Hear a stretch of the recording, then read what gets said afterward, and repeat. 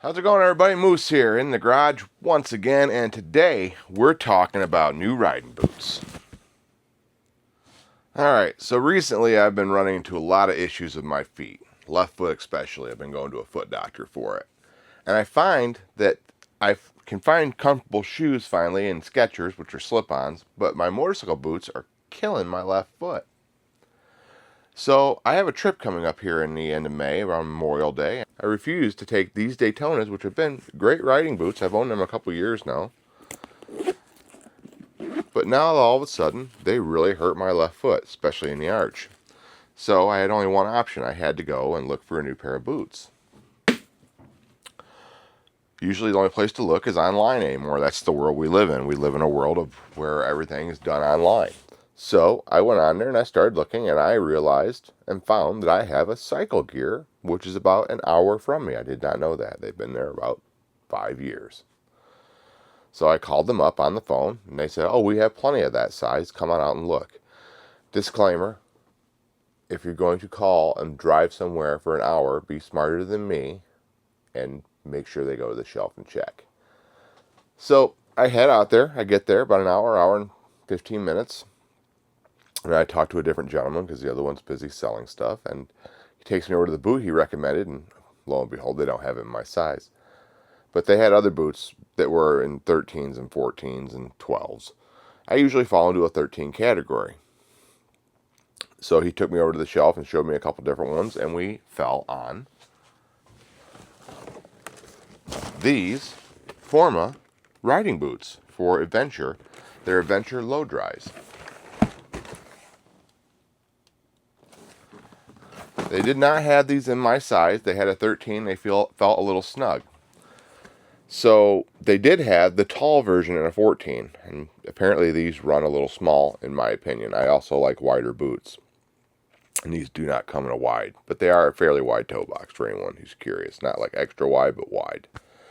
So I tried on the extra long, extra tall.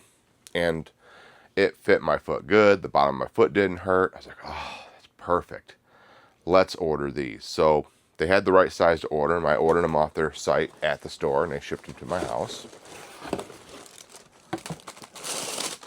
And I bought the Adventure Brown Formas in size 14. They're dry tech, so they should stay dry. They're stiff because they're brand new.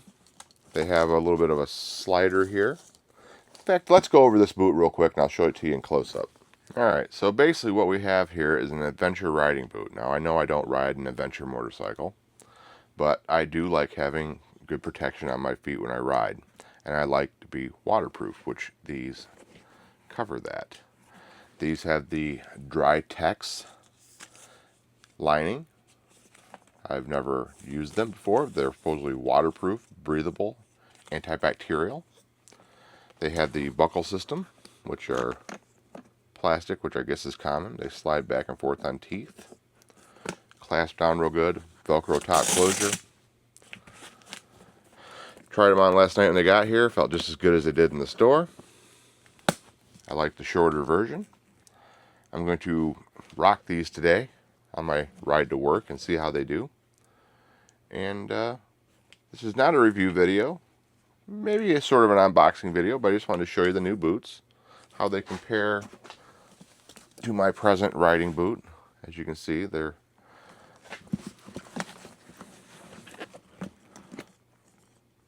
quite a bit taller.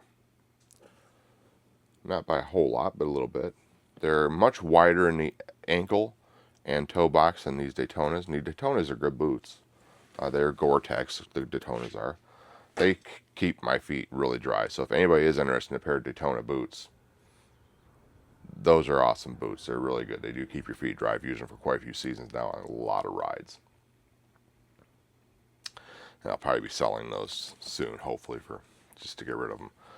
And I'm looking forward to trying these. And it looks like these will be a nice boot. I'll have more feedback on them. I had that trip coming up in the end of May. And I'll be able to give you a little more feedback of how they did after a couple thousand miles, I think. I don't really like doing reviews on things and saying they're good until I've actually tried them out. In fact, I'm not really a review channel. I don't really do unboxings either.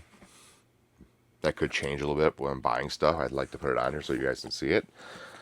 But yeah, stay tuned. There'll be other videos on those boots. I'll let you know how they did after the ride, after the trip, how they performed, if I ran into any water, if I didn't run into any rain. It's hard to say. And I'll give you the feedback I can on those after the ride. But I wanted to bring you up to date on my new boots. I've also got some things going on in the world of helmets that are interesting, so there'll be a video coming about that soon. And I have a whole new camera setup that I'm going to take this year for videoing that I'm presently putting together, and I'll have some videos out there for that as well. So stay tuned. There'll be lots of things coming this year on the channel. New videos drop Tuesdays and Fridays, and yeah, we'll see you out there. Go see something.